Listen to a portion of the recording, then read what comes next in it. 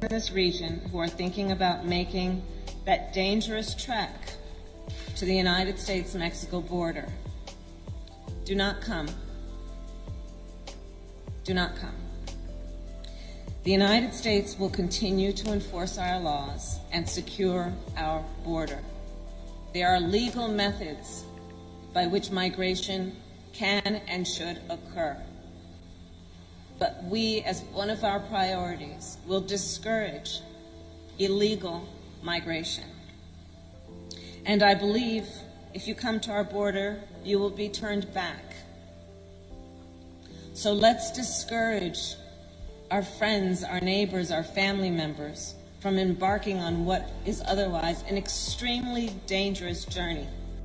I want to be clear to folks in this region who are thinking about making that dangerous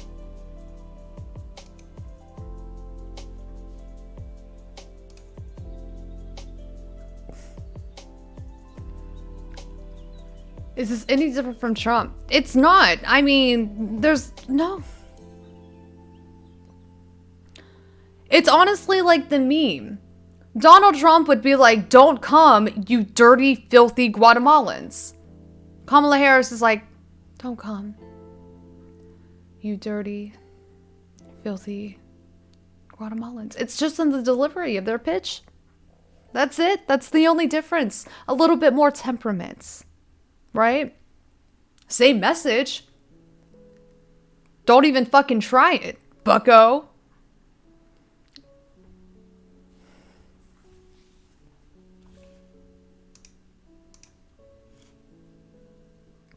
Since Guatemala is trending, here's a reminder that the CIA overthrew the democratically elected Jacobo Arbenz in 1954 and installed a fascist regime which committed a systematic genocide against the primarily indigenous Mayan population, all to advance the interests of corporations.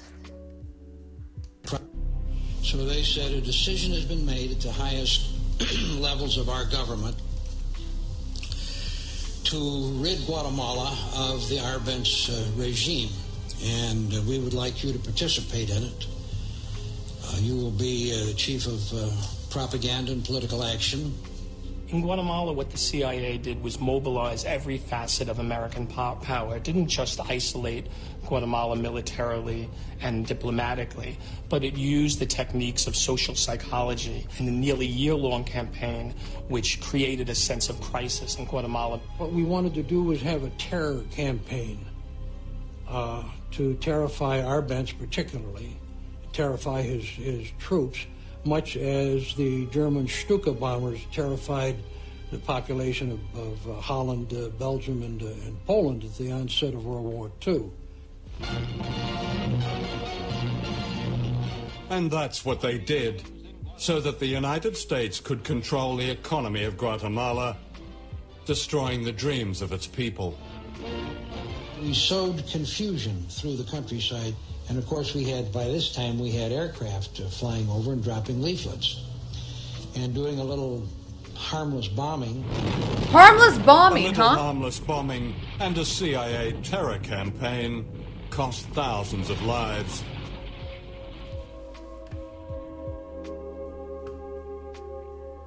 Arbenz, the Democrat now branded a communist, was humiliated, stripped naked, and photographed before being forced into exile.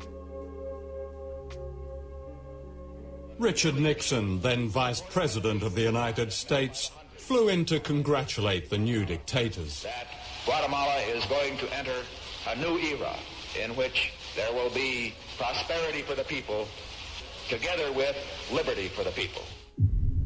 General Rios Montt was to be one of Washington's faces of liberty.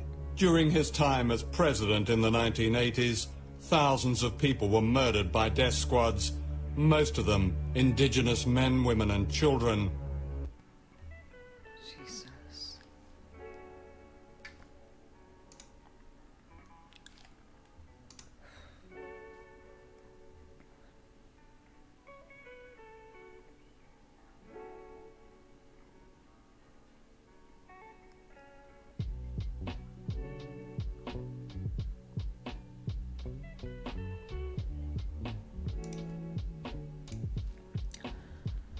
US-backed right-wing military coups in Latin America.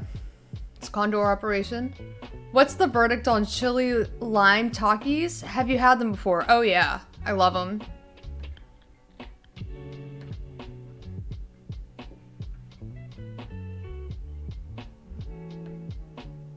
So nearly every single country in Latin America, Central America, South America,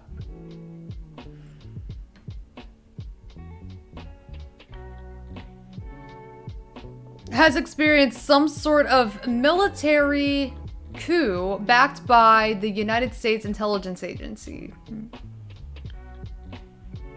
What are we going to do? What are we going to do?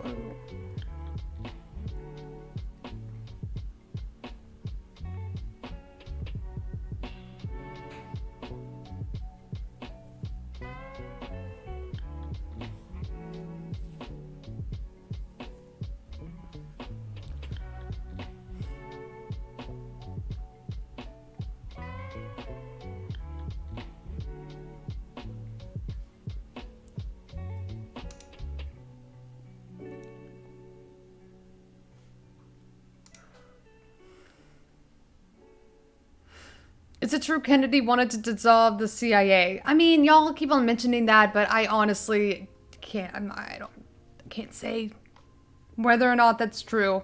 Kennedy had a little bit of his own imperialist tendencies going, and I think that he wanted to instill a lighter version of, you know, our CIA and imperialist project to look more like what he had introduced with the Peace Corps. I think that he was trying to find a way to redress imperialism.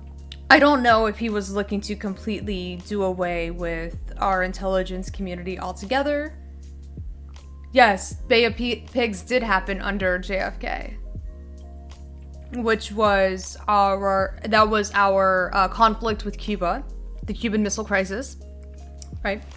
So yeah, JFK definitely didn't seem to want to do away with our intelligence agencies altogether, and he very much supported imperialist decisions, right, to protect the interests of the United States. He definitely waged war, so to speak. Or he heightened that conflict based on the way that he handled Bay of Pigs even. Wasn't Truman the same way after JFK got popped?